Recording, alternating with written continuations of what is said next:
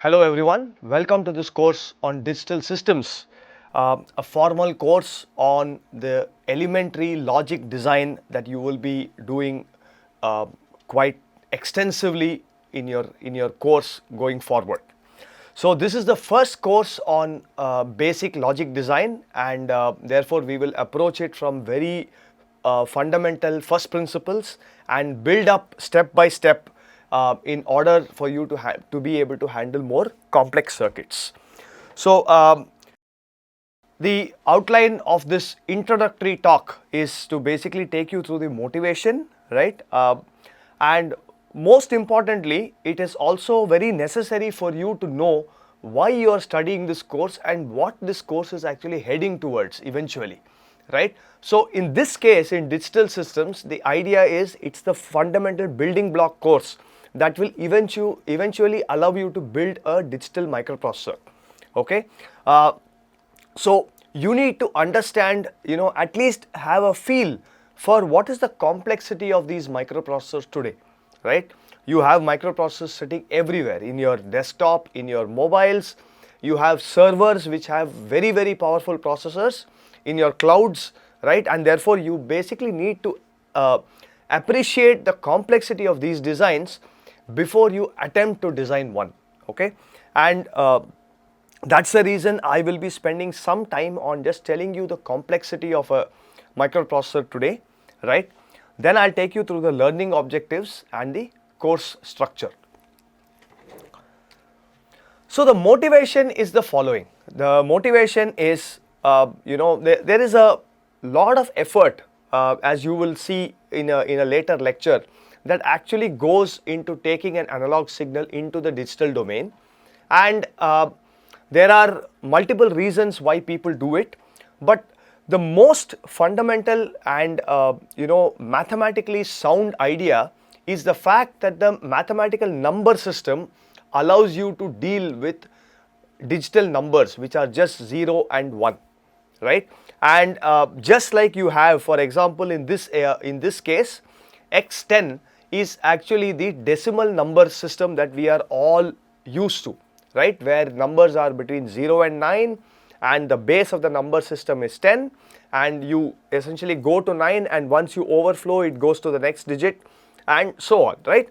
So the idea here is that if you represent a number in base 10, you do additions, multiplications, everything is consistent. The answer again is represented in base 10 correctly, right? It turns out that base 10, there is nothing sacrosanct about it. You can do this in any arbitrary number system, and you could do this in any arbitrary base b, right? And that's what is shown on the first line, x equal to ak b power k, where b is the arbitrary base of the number system. Ak are your digits that can be used, and typically ak will go from 0 to b minus 1, and you can have n digits. A special case of this is the binary number system, where you have the numbers going in powers of 2, right? So where b equal to 2, and therefore the bk in this case will go only from 0 to 1. It can take only 2 values, and that's why we call it a digital number. It can take only 2 values, 0 or 1. Okay, and x2 therefore is the binary representation of the same number, actually x10, right? The numbers may look different, but numerically they will evaluate to the same value if you go by the appropriate power, base formula that you're using to evaluate. So once you do this, you can actually write out all your addition, multiplication, subtraction, all mathematical operations will be very consistent, right? And therefore you will be able to handle consistently all your operations that you have been doing in the decimal system in the binary system using logic gates sitting in a microprocessor. Okay, that's the motivation, strong motivation why this is a very, very good idea in spite of a lot of effort to take an analog signal down to the digital domain, right? And computation is the key to efficient data processing, right? Today we already know that there is so much of talk of big data, data science, and deep neural networks and all that, and all that is enabled by very efficient computing in a microprocessor somewhere or some computing element somewhere, right? So what are the kind of computations that we will be doing? So the computations again are, you either do arithmetic or you can do a logical computation. In some cases, you can also do special purpose, computations. Like there is a digital signal processor, which are specifically tuned to do certain operations like convolution, right? You will learn about all of this later in your courses. These operations can happen very efficiently and very quickly because you are dedicating hardware to actually implement these instructions. Okay, the focus of this course, right, is going to be building combinational and sequential blocks to achieve a certain functionality. If I were to just put it in one line, that is the focus of this course, right? So we are not going to look at, for example, how to do accelerate convolution or some special purpose operation. That's not what we are going to do. We are going to simply look at building a combinational and sequential blocks to achieve a certain functionality. So then the question then arises saying, okay, we are eventually trying to use our knowledge that we gain in this course to build a microprocessor. Okay, it will not happen just after this one course. You need a lot of other knowledges and you need knowledge of other subjects and other concepts. So you will have to wait until you do a course on Verilog, for example, right, if you were to build this, and I'll tell you why that is also the case. Okay, so in this chart here, I have actually shown you the two of IBM's microprocessors. These are server processors, so these are not your desktop microprocessors that are sitting in your desktop that you're using or your laptop. Okay, these are processors that sit on the cloud, right? When you book tickets on IRCTC, for example, yeah, right, your railway tickets, right? Imagine when the Tatkal window opens, how many concurrent users will actually be bombarding that server to book a ticket. Now that kind of load cannot be handled by simple desktop machines or laptops. You need special purpose servers for that. And what I am showing you here is two such server processors from IBM. Okay, the references are given below. You can read about it and understand it at a later time, because this is quite complex. Circuit design and concepts are also involved here. So you can look at these later. I've just given them for your reference. So IBM's Power series processor, right? They call it P6, P7, P8, P9. So P9 was designed on 14 nanometer FinFET SOI technology, right? Some of these terms may not make any sense to you, which is okay, but just remember them. At some point, you may come across these terms again, right? The P10 processor is made in 7 nanometer technology, right? Now again, this 14 and 7 are technology nodes in which a transistor is fabricated. I will not get into the details of that. I will just leave it at the fact that 7 nanometer transistors are smaller than 14 nanometer transistors, and therefore you can pack more of them in the same area, right? Now you have something called number of cores. Okay, 24 cores versus 60 cores. Okay, now what is a core? Each core is actually a microprocessor in itself. Okay, and it turns out that if just by making a core operate faster and faster, you cannot achieve the kind of server loads that you are dealing with, like IRCTC ticket booking, right? What you need is actually multiple cores which are all working in parallel, right? So the number of cores in P9 is 24, number of cores in P10 is 60. Okay, so the number of cores or the number of microprocessors in a server have simply gone up more by a factor of more than 2.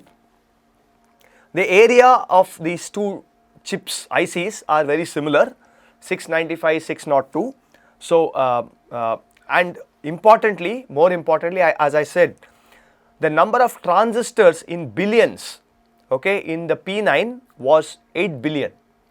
In P10, note that the area has actually dropped from 695 to 602 mm square, but the number of transistors have effectively gone up by more than a factor of 2. So we have packed more transistors in lesser area, and that's what we mean by going from 14 nanometer to 7 nanometer, right? Now, vias and number of metal levels. So I will just quickly tell you what those are, okay, in the next slide, okay. But what I am trying to drive home here, right, is that the number of logic gates, the number of circuit elements that are sitting inside this microprocessor, if there are billions of transistors, there are of the order of millions of logic gates that are sitting, which actually make up your entire microprocessor, okay.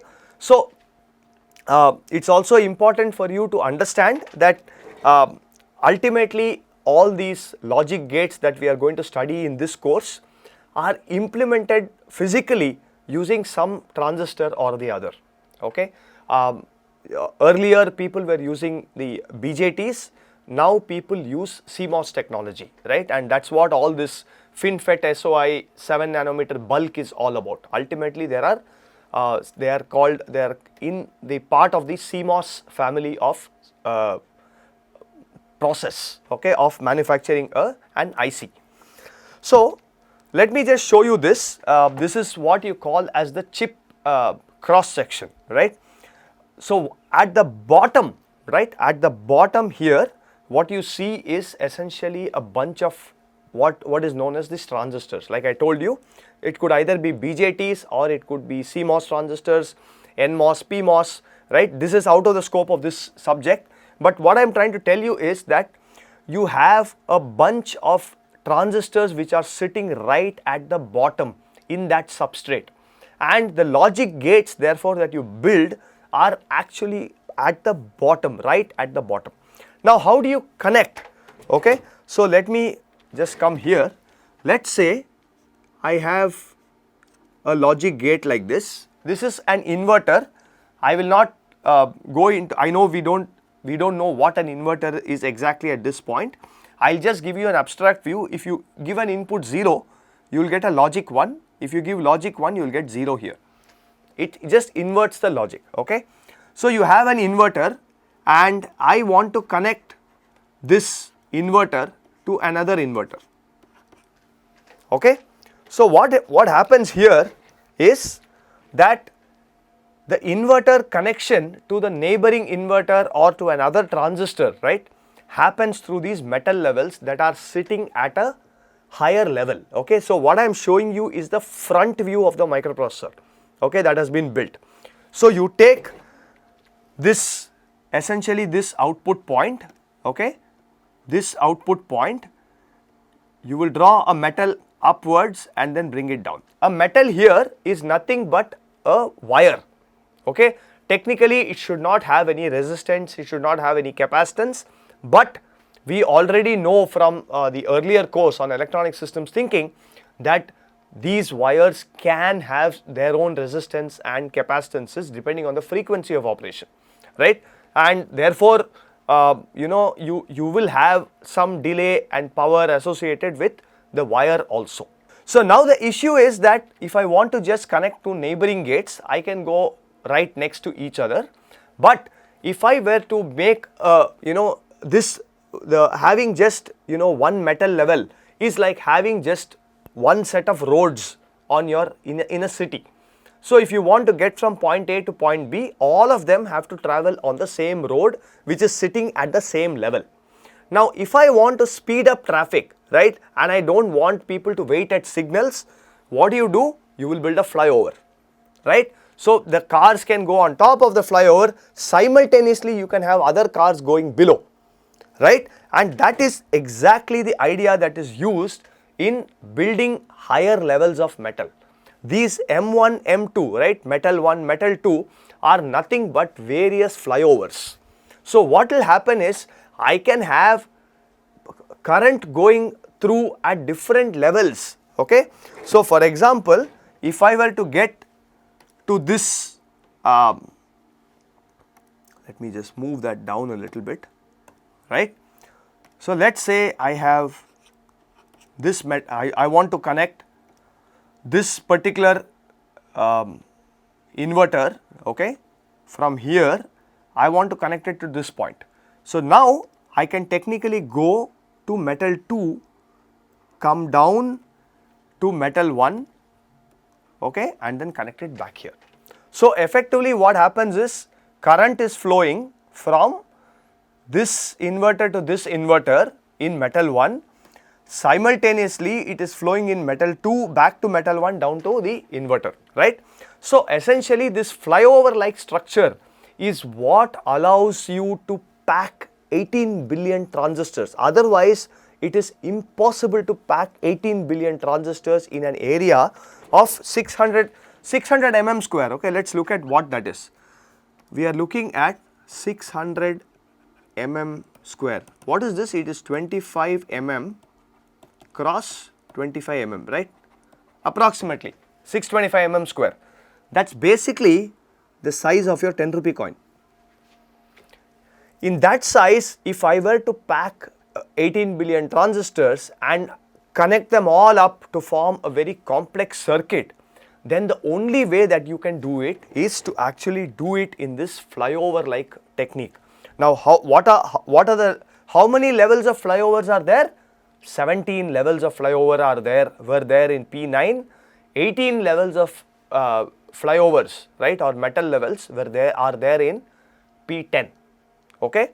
And interestingly, if you just calculate, if you take all these metal wires, right, all these metal wires which are just interconnects, right, which are essentially short circuits connecting one transistor to the other, one logic gate to another, right, and you put all of them in a straight line, it turns out that the distance that these interconnects can cover is 11 kilometers, okay.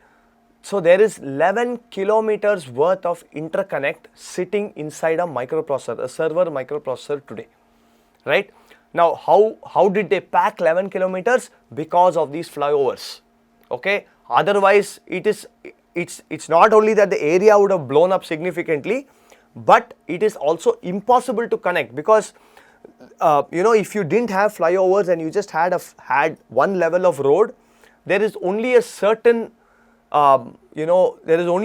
number of cars that can ply on that road. You cannot have more than them, right. It's not that I can keep pushing more cars if I give you more and more area. It's not possible, right.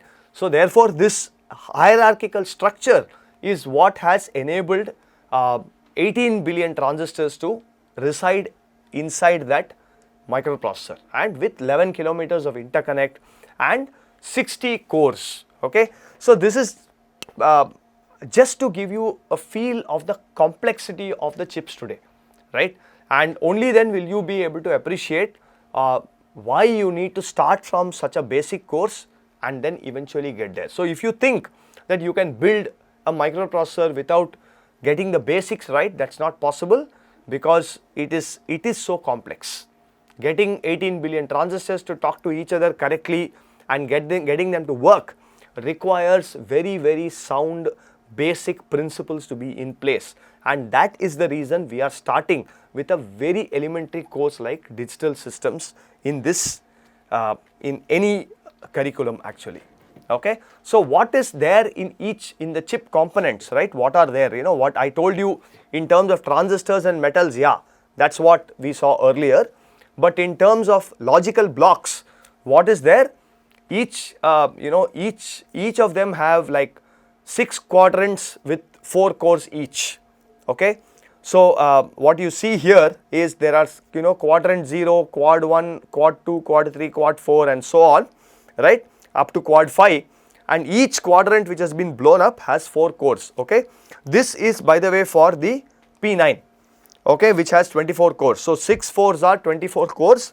Each of these cores that you see are a microprocessor in themselves, right, and apart from that you have a lot of memory, okay. So, you have in the in the electronic systems thinking course, what we did do was to show you what a DRAM memory looked like, right?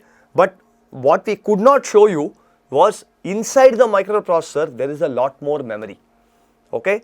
That DRAM which sits in your DIMM slots, right, basically are external memory, right? There is a lot of internal memory that is needed for a microprocessor to work efficiently, and that is what is shown here, right? So apart from the cores, you have various levels of cache, L1, L2, L3, L4 and so on. So all these levels of cache are essentially memory elements, right, that can store and retrieve data, right? So you get data from the DRAM, external DRAM, right, bring it into your local caches and you access the data from the local cache so that it is very fast, okay? So it's not sufficient if you can just compute fast or compute quickly or efficiently. You need to be able to access data also very quickly. And in fact, when you're dealing with big data, right, or you're dealing with essentially you're trying to deal with large deep neural networks, you have to deal with a lot of data, and that has to be brought in and stored locally right next to your microprocessor or the compute element, so that the compute element can access it quickly, compute and send it back, right? For that, the memory has to be close to the processor, and that's why you need so many levels of internal memory as well, okay? I will not go into the details of what L1, L2, L3 is. They are basically hierarchies of cache memory, right? And essentially L1 will be small but will be very quick, it will be very fast. L2 will be slightly larger, L3 will be much larger, and the DRAM is going to be much larger than that. But the access times also will be much smaller. To give you a feel again, the access time from the external DRAM is about 30 nanoseconds, but the access time, right, of an SRAM internal to the microprocessor, right, is 1 nanosecond. It's 30 times faster, right? But therefore it will also be smaller and you cannot make it as big, right? So you have to the operating system actually takes care of, you know, bringing data from the external memory, putting it, and it's all this is abstracted from a user when we just use the microprocessor for a, you know, for programming it or using it to write some perform some action for us, okay?